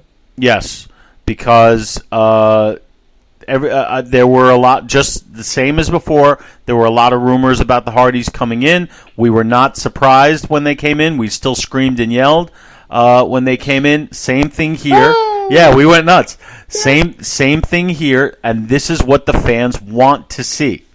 And when the fans get what they want, and it's still somewhat of a surprise, that equals big time heat. The question is, well, you answered it. You said Cody wins. I agree. I agree. Rollins loses no matter who it is. Right. But it's got to be Cody. Fuck this waiting till Raw. It's Mania. You launch it. You throw your biggest stuff out at WrestleMania. The question is, where on the card is it going to be? You know, and how are they going to do it? Tomorrow night will probably answer some of those questions. They set up an interesting thing where Rollins is like, there will be no Monday Night Raw unless I get my match. So I'm guessing they're going to promise him, like maybe Vince will promise him a match. We just won't know who it's going to be against until he's in the ring and the music hits on Sunday. It's funny because in some ways this is the most in-depth storytelling going into WrestleMania. Like this, besides Brock Roman, I'm most interested in where they're going with Seth Rollins. He's so good right now, his appearances. And again, it's as we've said, as we've texted, you know it's coming. You're not quite sure how they're going to get there, and they've done a good job just keeping the fans a little bit, like you're just not 100% sure. Right. And that's good, but they got to deliver something. And if it's not Cody Rhodes, it's got to be. And if they think the Undertaker is the answer, I'm not buying it. I don't. Well, look, you know, here's I'm not quite. Listen, and I'm a guy who's I've criticized the WWE for the older part timers, and I won't be as harsh. I don't disagree with a lot of the stuff you say in Austin Theory, but that was a joke, Austin Theory. Anyway, but I think Undertaker has a home in Texas. You're going to get an insane pop, and if you got, let's say, a 3 or 5 minute match, a la Cena from a couple of years back, where you get the big squash. Ugh. I think the fans will be. The typical WWE fan will be happy that they got an Undertaker sighting. I mean, I really could see them going that route, but I think the expiration date on Undertaker is come and gone, and so yes, my preference would be to see a nice 15-minute, real nice, like macho Steamboat. You got two guys in their prime, under 37 years of age, both guys. Let's get Cody out there. Let's get him the big win. Yeah. And I think that's a ready-made storyline. I mean, he can go right into Raw with a feud with Rollins to kick it off. And I do expect Cody. I expect Cody Rhodes to come in. They got to do it right. They got to give him a lot of fan. They got to go with what he got, how he got over in AEW, and they got to give him his just due. He made lemons out of. I mean, he started AEW. I mean, obviously, I'm simplifying it, but he was one of the major creative forces. They got to give him this. This is a major. This is Steinbrenner signing Winfield back. I mean, this is a big deal in wrestling circles, and I don't want to see them 50-50 book him and let the WWE guy get over on him. They got to give him his props. And there's a big name that they could slide right into the upper mid-card main event right away. Right. Well, the only thing I would accept, other than Cody Rhodes at this point, would be like Ambrose, which won't happen. It won't happen. But I would accept Neve Austin. Owen Hart? No, I was saying like Steve Austin, like Cold Stone. No, anyway. Cold Stone Creamery Austin. Yeah, there you go. All right, Groo, give us a summarization. Give us night 2, and or give us where we differed. Give the fans. Give us. All right. Well, no, we'll just go down. So we've got the Raw Tag Team Championships. Moody's going with the Street Profits to win the titles. I am sticking with Old Faithful RK Bro. We've got Knoxville versus Sami Zayn, an anything goes match. Moody's got Sami Zayn. I've got Johnny Knoxville.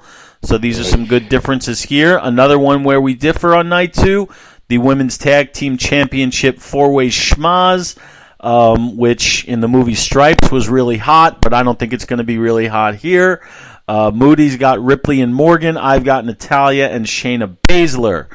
We agree on Edge versus AJ Styles. Both Moody and I have our favorite, our number one, our BAE, Edge. Still sexy. Yes, after all these years. That's right. We are also in agreement on Pat McAfee versus Austin Theory. Moody and I both have McAfee reigning supreme here.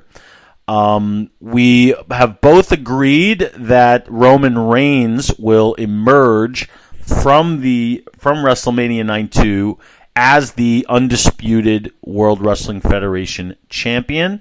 And finally, we both agree that Rollins will end up fighting Cody Rhodes, and that Cody will win, with an outside shot of the Undertaker being the mystery opponent. Either way, Rollins is served up to whoever comes out through the curtain. So that is night 2. So at least on night 2, Evan, we are in much more of a disagreement, which will give us a nice balancing act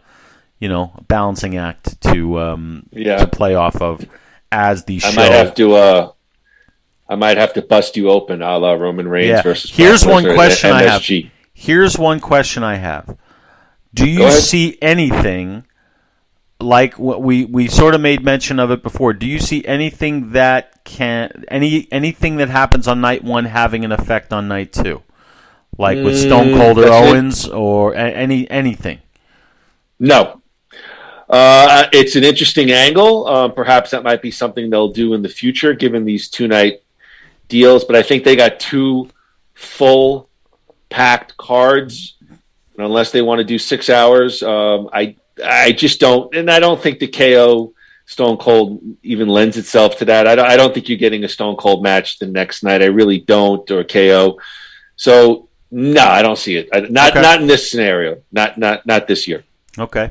Well, that is those are our predictions for the matches. Now, if we need to do an emergency broadcast system episode after seeing certain developments, are we locking into these picks? Because we still have the go home episodes of Raw and SmackDown to sort of inform us. If we let's lock it in. Let's lock it in. All right, fine. You know what? Because here's my thing.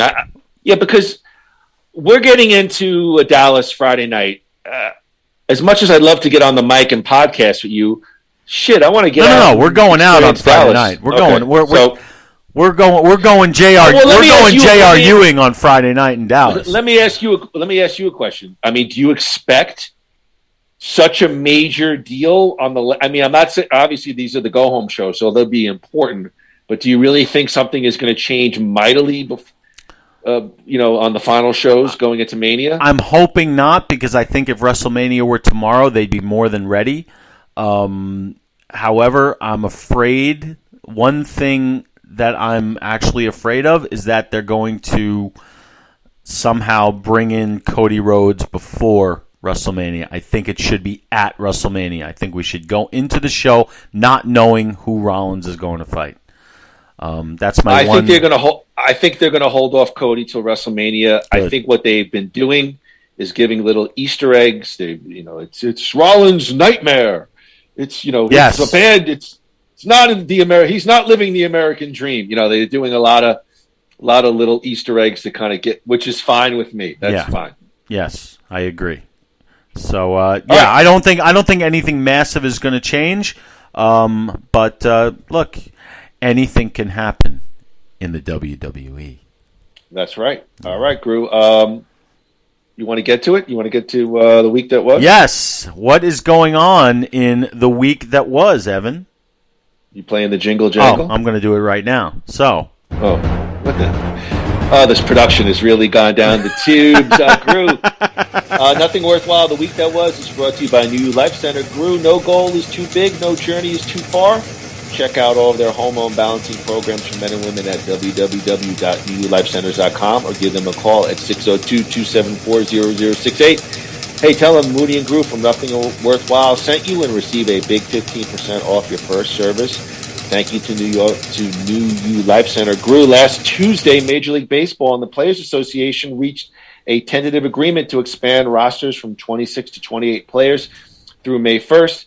To compensate in some way for a shortened 3.5 week spring training. In addition, what they've added is essentially the Shohei Ohtani rule, with the designated hitter becoming universal for both leagues, American and National, in the new collective bargaining agreement. The new rule stipulates that if a starting pitcher is also hitting in the lineup, that player remains as the DH even if he is pulled from his start as a pitcher. Thus, if Ohtani, let's say, pitched 5 innings, he would still hit through the entire game. The rule is for life of the new CBA, not just for 2022. and the hope is to promote more two-way players.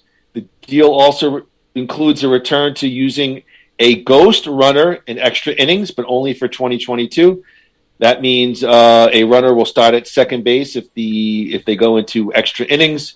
There's no more 7-inning doubleheaders. They're going to go to 9-inning doubleheader games. Groo, the extra inning rule is probably the most controversial of the new batch.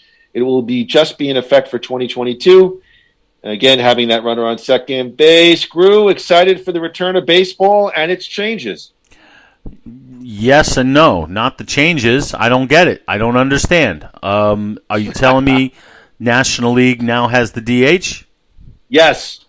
Jesus Christ.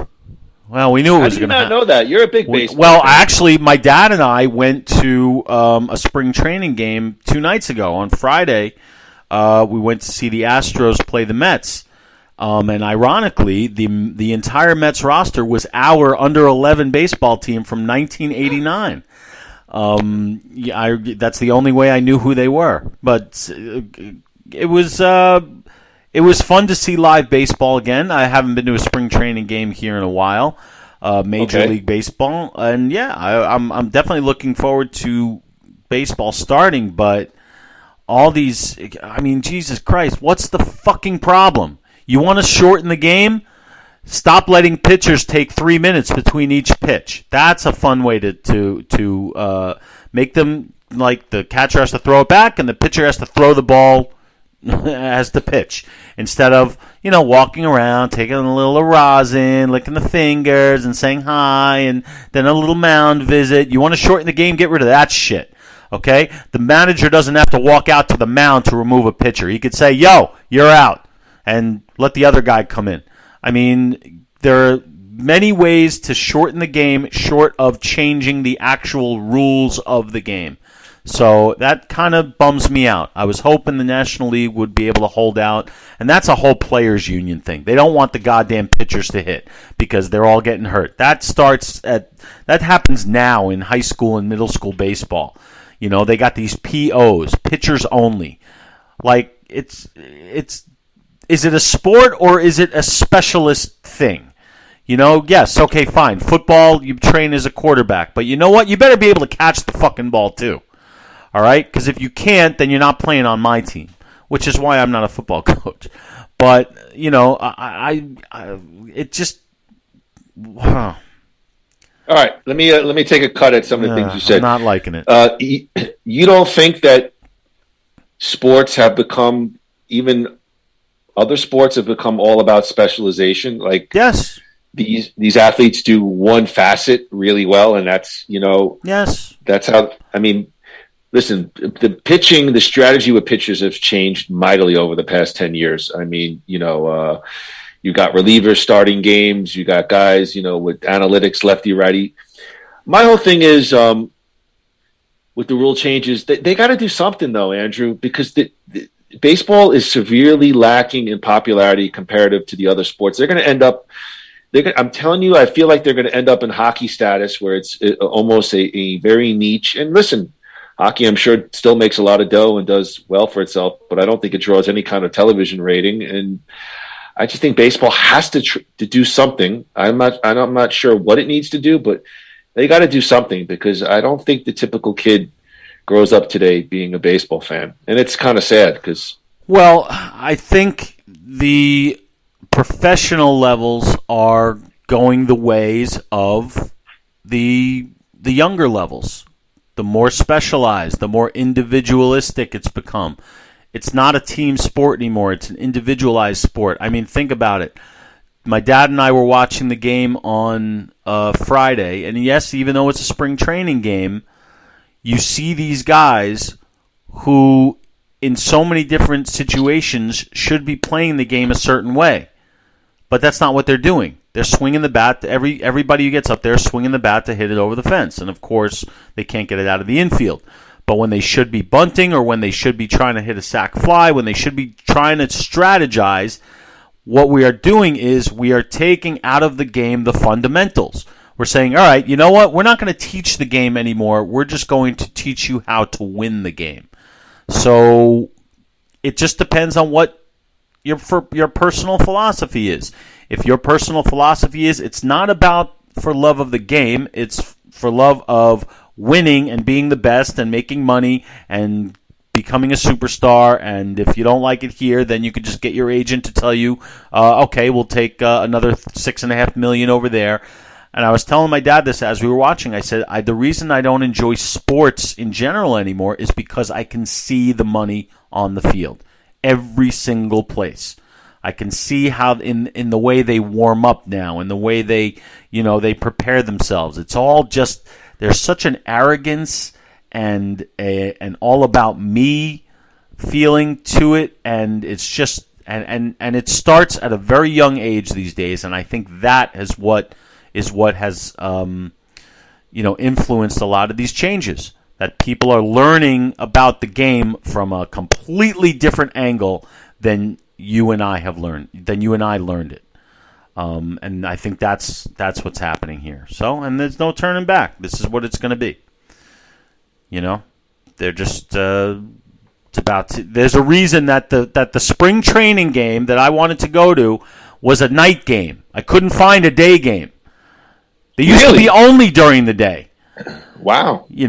But why? TV ratings, more, people on a weekday, people are more available to go, even though it's spring break, people are still more available because they're not working on at night or whatever. It's just everything is about money, and I understand that, but you don't have to kill the game you don't have to attack the game itself to line the pockets. And to me, that's what all this is doing. I've never agreed with the DH rule. I know you're more of an American League guy than I have been, but it takes the soul out of the game. That's my take on it. Yeah, I think professional sports has lost its soul a long time ago. Okay. So we sort of agree. I do. Your point was actually an interesting one. I was listening, your point about warming up and money, and but I think that it's been this way for quite a while now. Just on the pure level for baseball, I think baseball has to try and get innovative with some changes. I'm not saying what they should be. Yes, I think they need to decrease the amount of time at a game. I don't think the typical kid these days could sit for 3.5 hours. I think that they also need to start the games, a little earlier so the young kid could put it on and mom and dad could watch with the kid. I have always hated that even with playoff baseball, like on a Saturday. Start the game at 2 p.m. Let kids enjoy. But it's been this way for a while. And yes, always money driven. But on the pure baseball level, they've got to try some things to see if it could help the game out. Well, you said the word innovative. What's innovative about? I don't know. Okay, I'm not saying. Right. No, I'm agreeing with you. So they need to do some innovative things, not like, all right, we'll just we won't make pitchers hit honestly, anymore. I know you're going to hate it, but I like the 7-inning doubleheader. I really did. I like the 7-inning doubleheader. All right, but there are no. But how many are there even doubleheaders anymore when there don't have to be? I don't know how. That's the thing. That's the thing. If it's a scheduled doubleheader, which I don't even think exists anymore. But if it's a scheduled doubleheader, then it should be a day-night, 2 9-inning games. If it's a doubleheader because a game got rained out and they have to squeeze it in there, then I can see the logic behind the 7 innings. But it's all just to create the illusion that the game is still the game. It's all to create like illusions that. Let me ask you, as a Met fan, are you excited about the season? I'm not a Met fan. Do they have a good team this year? They have a team. I don't know who they are. I'm sure I'll get to know them as the season progresses. It's just these rosters change every 5 minutes, and it's like I told you, and I've been having conversations with my brother and my father about this. Like sports are not what they used to be for me. All sports, like I'm not watching the March Madness. I'm not interested. Because I've seen it's not about what it used to be about. Yeah, I think also that comes with age a little bit. I'm just not into it as much as I used to. But like my dad is still watching, zoned in. I mean, he loves, my dad's a huge basketball guy, but he still loves sports. He's able to see beyond these things. God bless him. I can't. It just turns me off. Yeah. Well, I did like the Yankees trade that they got. They got rid of Gary Sanchez and the other shortstop. They got the kid from. They got Josh Donald. They got two guys from the Twins. The third baseman, Merrick Beater. Josh Donaldson and Isaiah Canella. The bottom line is they got some better defense. They gave up some power for better defense, which I think will help them. I don't know. Who cares? All right, listen. And they call it puppy love. Groo, Cobra Kai, the spinoff to the Karate Kid film series, has received a lot of critical praise. It seems that 2 stars from the series are officially dating. Cobra Kai stars Peyton List, a.k.a. Tori, and Jacob Bertrand, a.k.a. Hawk Eli, are now officially a couple. And neither of them are concerned about the ramifications of them dating at their workplace. Groo, I saw on TMZ they finally caught up with the 2 stars traveling together at LAX airport recently, confirming their long-rumored romance, with Jacob joking that they were caught red-handed. Jacob informed the photographer that they have been secretly seeing each other for a while. They don't seem concerned about their relationship interfering with the show. This is trial by fire, as Jacob described, but because he's been on the Netflix series longer than his girlfriend, he's not worried about the one being fired if things with Peyton go bad. Groo, thoughts on the impending real-life Cobra Kai romance? It was a rough week. No, I mean, I read about it. I don't really care. But I'm sure it'll end badly, and I'm sure it'll have ramifications because it always does.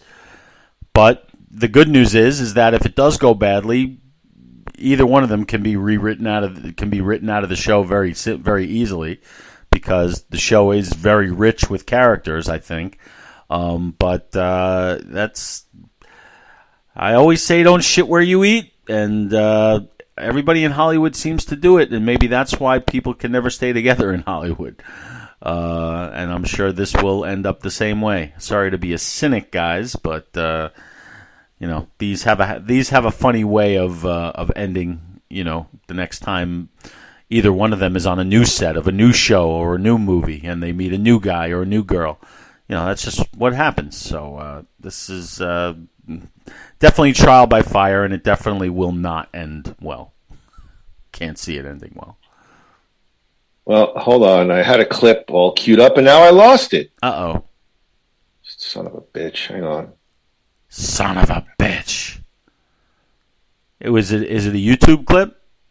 Yeah. I don't know why. Here, tell me. Maybe I can pull it up. Well, let's just get to it then. Screw it. I had it all queued up. Tell me what it is. What is it? It was Triple H on Stephen A. Smith. Oh, okay. Well, Groo, we started with wrestling. Let's just finish with wrestling. It felt like we knew this was coming, but last Friday, the game Triple H shocked the pro wrestling community by announcing his abrupt departure from the ring. And yes, he will not be back. Groo, Trips has had many remarkable moments in his in-ring career, highlights being with his matches with The Undertaker at both WrestleMania 27 and 28, part of the successful factions such as Degeneration X and Evolution. Groo, Triple H told Stephen A. he caught viral pneumonia, which caused inflammation in his lungs. Things took a turn for the worse as he began coughing up blood, forcing him to see a doctor. He was told he had fluid in his lungs and around his heart. He was told immediately to go to emergency room after the results came in, which said he had heart failure. In an interview on Friday with ESPN's First Take, Stephen A. Smith, the iconic co-founder of Degeneration X, announced his retirement from pro wrestling. He firmly stated that he is, in case of any further damage... he's never going to wrestle again. He has a defibrillator in his chest, which makes him vulnerable to further damage. This led to his decision for retirement. Groo, Triple H changed sports entertainment for good, not just as a decorated wrestler, but also as his role as an executive with WWE, nurturing NXT talent. Fans will surely miss the game in the ring. Andrew Gruthius, sad news for us as fans, but perhaps happy news for Triple H and his family. The game finally done in the ring for good. Your thoughts? Well, this actually changes one of my WrestleMania predictions because now I believe that Triple H will be the mystery opponent of Seth Rollins. This is all a work. It's all a work. No, the only thing that confused me about it, I would have liked them, and maybe they will, but I would have liked them to make a bigger deal of this. This is not a small thing. He's still with the company, right? Or is yes, yeah. So, I mean, I feel like this should be a bigger thing rather than an interview on ESPN. I'm curious why they decided to go that route with it instead of giving the WWE fans the first. It's almost like tell us first before telling the world. You know what I mean? Does that make any sense to you? Does that make any sense? I think lately, within the last couple of years, they've been trying to give major news to what they would probably see as credible, legitimate news sources or sports sources. You'll see Michael Cole be like, as reported on ESPN.com, Brock Lesnar will be back. So they've been doing that. I have a couple of feelings. I'm happy for Triple H that he's able to retire healthy. Hopefully he does not have permanent damage.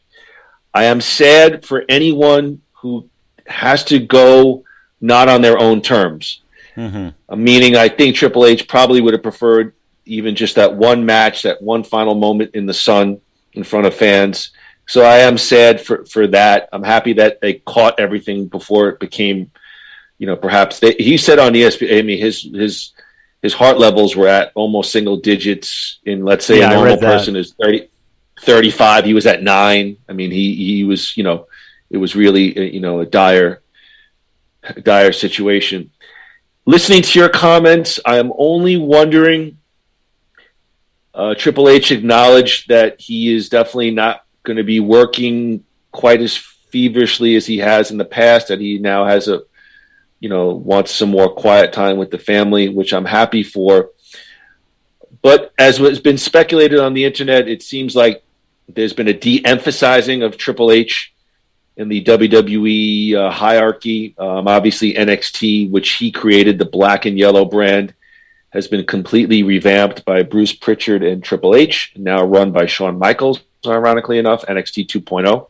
I've commented on NXT. I like both for different reasons. Yeah. I like both for different reasons. So, not to put up a controversial theory, but it just seems like they've kind of pushed Triple H more to a background role, which at this point in his life, in his health, maybe he's fine with it. I think he's really going to be focusing mostly on development of new talent, signing this NIL program where they're signing big-time athletes from college. Again, as we talked about, Vince doesn't really want independent wrestlers. He wants ex-football players, ex-gymnasts, ex-track, fitness models. He wants people, larger-than-life superstars. And I think for the WWE model, that's ultimately going to work. I think that's the right call. Maybe not the fair call, but that's the right call. So, that's my thoughts on Triple H. Do we see him ever get involved in any kind of storyline, like promo type stuff or anything, or is he completely done with that? That's a good question. Knowing what I think I know about Triple H, I think he's probably done with on-screen stuff. Yeah, it's too bad. He's who's better than him? Yeah. Apparently there was perhaps a match for this year's WrestleMania. That they were saying that there was something in the works for him. He acknowledged that he had talked to Vince, but obviously that's not going to happen now. Well, unless my theory is correct. That's true. So, well, look, Godspeed to Triple H. I hope we see him, because he is a very entertaining character and person.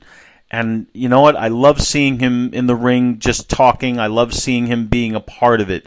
Like he's almost like an elder. He is an elder statesman at this point, but we go back to the beginning with him, so I hope we do see him around and more involved in some capacity instead of just little news blurbs showing up here and there. But Godspeed to him, and yes, thank God he does seem to be in good health and good spirits. So good for him. Okay. Well, Andrew, in terms of next week, we will be live in Dallas, Texas for WrestleMania 38. Fans, take a listen as Andrew and I will have Night 1 and Night 2 reaction podcast to WrestleMania. How did our picks do? Did we get them right? Did we get them wrong? What did we think of the overall presentation and the show?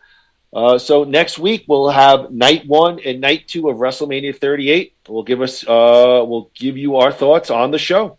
Yes, and we will put our predictions up on our Facebook page. We'd love for all of you who are listening to send us your predictions. Yes, please do. I want to see that. Yeah. Whether it's individual matches or what your theories are, we'd love to open up the discussion. Because we are the nothing worthwhile universe. And next week we'll be live from Dallas. The next time you hear from us, we will be on Dallas time, which I don't know. Is it an hour ahead of you or 2 hours ahead of you? He's looking it up. Hey Siri, what time is it in Dallas, Texas?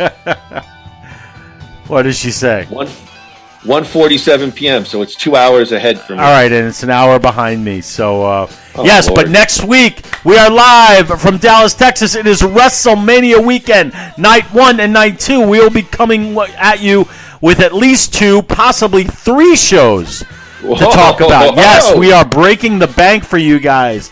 This is what the Nothing Worthwhile universe means to us.